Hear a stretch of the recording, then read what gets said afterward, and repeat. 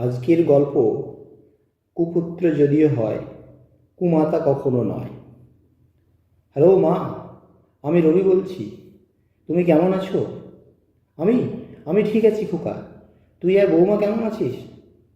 আমরা ভালো আছি মা। মা, তোমার কথা খুব মনে পড়ে। আচ্ছা শুনছো মা, পরের মাসে আমি ইন্ডিয়া আসছি তোমাকে নিতে। এবার থেকে আমরা সবাই একসাথেই থাকবো। এলেনা বলছিল মাকে আমেরিকা নিয়ে এসো, ওখানে নিশ্চয়ই খুব কষ্ট পাচ্ছে। হ্যালো হ্যালো, শুনছো মা? হ্যাঁ হ্যাঁ রে খোকা, শুনতে পাচ্ছি। বৃদ্ধার চোখ দিয়ে ঝরঝর করে অশ্রুধারা বইতে লাগলো।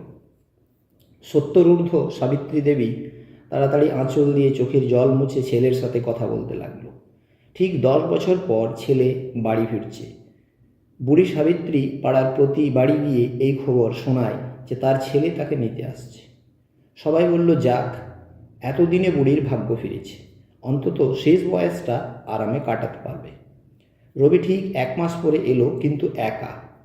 সে মাকে এসে বলল, মা, আমাদের হাতে কিন্তু সময় নেই, আমরা তাড়াতাড়ি ফিরে যাব। তাই যদি তুমি কারোর কাছে টাকা পয়সা পাও তাহলে তুমি তা নিয়ে নাও। আমি এর মধ্যে তাড়াতাড়ি করে এই বাড়িটার একটা খদ্দের দেখে দিচ্ছি। মা অবাক হয়ে বলল, খদ্দের? এই বাড়ির খদ্দের? রবি বলল, হ্যাঁ মা, এই বাড়িটা আর আমরা রাখবো না, একে বিক্রি করে দেব। কারণ আমরা তো সবাই আমেরিকা চলে যাচ্ছি, সেখানেই আমরা সবাই থাকবো। তাহলে বলো, এই বাড়িটার কে দেখাশোনা করবে? সাবিত্রী দেবী বুড়ো চোখগুলো দিয়ে শেষবারের মতো বাড়িটাকে দেখছিল। কিছুদিনের মধ্যে রবি এক ভালো খদ্দের এনে বাড়িটিকে বিক্রি করে দেয়। সাবিত্রী দেবী তার স্বামীর স্মৃতি জড়িত কিছু জিনিসপত্র এক পুঁটলির মধ্যে বেঁধে নেয়। রবি ট্যাক্সি ভাড়া করেই দাঁড়িয়েছিল। এয়ারপোর্টে পৌঁছে রবি তার মাকে বলল, তুমি এখানেই বসো মা, আমি ভেতরে গিয়ে জিনিসপত্র চেক করিয়ে বোর্ডিং আর ভিসার কাজ সেরে আসছি। ঠিক আছে খোকা। পাশের চেয়ারে সাবিত্রী দেবী বসে পড়লেন এবং ছেলের অপেক্ষা করতে লাগলেন। বসে বসে ভাবতে লাগলেন যে হয়তো ভেতরে অনেক ভিড় আছে, তাই খোকার আসতে এত দেরি হচ্ছে।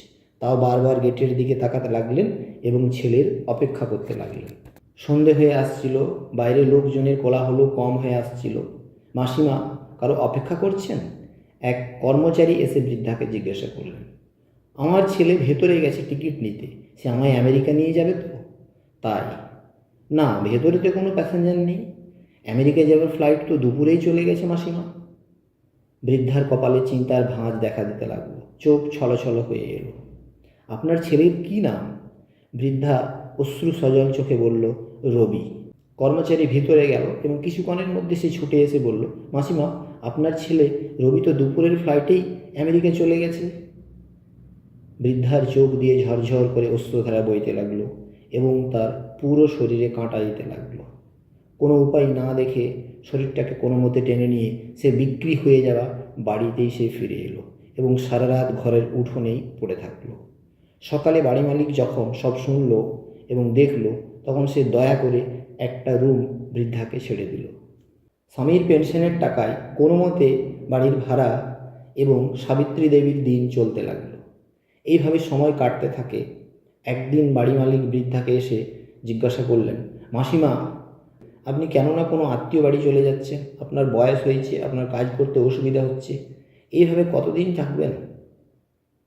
বৃদ্ধা বলল, বাবা, চলে যেতে ইচ্ছে হয়, কিন্তু মনে মনে ভাবি যে যদি রবি আবার ফিরে আসে তখন এখানে কে তার যত্ন নেবে, কে তার খেয়াল রাখবে?